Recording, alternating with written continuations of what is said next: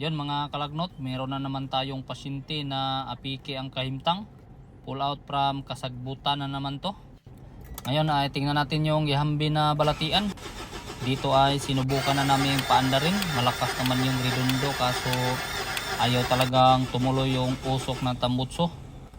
Sabi nung may-ari matagal na daw to sa kasagbutan at hindi talaga napaandar. Yan o, kita natin na may dalawang ECU na dito, dalawang PCM. So kita natin to, ito yung original niya na ECU. So nasunog siya, so na-diagnose na daw to nung mga nag-check dito. Kita na nila na nasunog, kaya ang ginawa nila ay bumili sila ng bagong ECU. Itong nasa tapad-tapad niya oh. Ito yung binili nila pero hindi nila mapaandar. Kaya yun yung problema nila dito. So ngayon ang titingnan natin ay tingnan natin sa loob yung binili nila na ECU kasi bakit hindi nila to mapaandar. Ayan, so kita natin dito na wala namang sunog, ibig sabihin ay goods na goods pa ang ECU na to. Sabi kasi nila ay hindi daw same yung part number nito kaya hindi nila mapaandar. Pero ngayon ay ito yung gagamitin natin, so hindi tayo gagamit ng ibang ECU kasi sayang naman to. Ito lang talaga, binili na kasi to nung may-ari, so pag hindi natin to nagamit ay masasayang yung pira nila. Yan, so ikabit natin to. Ang gagawin natin dito ay programming lang talaga kasi mahirap kasing i-program talaga ang ganitong klaseng ECU. Ayan o, so kita nyo na yan na ECU na yan at ito naman yung original. So dito naman ay nagpalit na rin kami ng injector.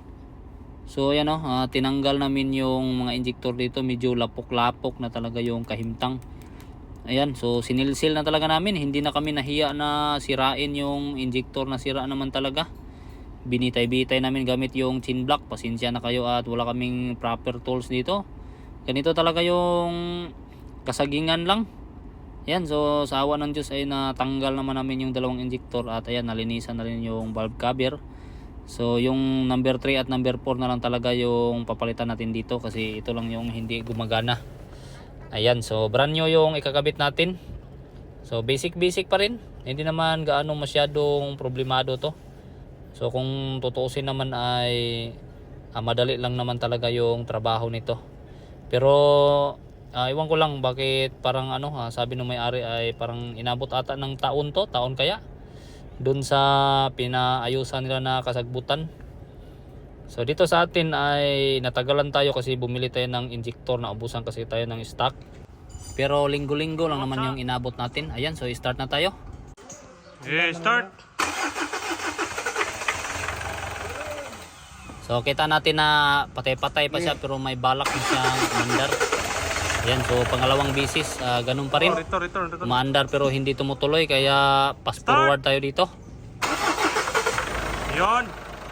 So ayan, sa tinagal-tagal ng panahon ay umandar na rin sa wakas yung engine natin. Medyo magalaw pa siya ng kunti kasi bagong andar pa lang. Ikaw ba naman yung matulog ng matagal na panahon? So review natin yung pinalitan, itong ECU na to dahil sa nasunog nga. At saka yung dalawang injector.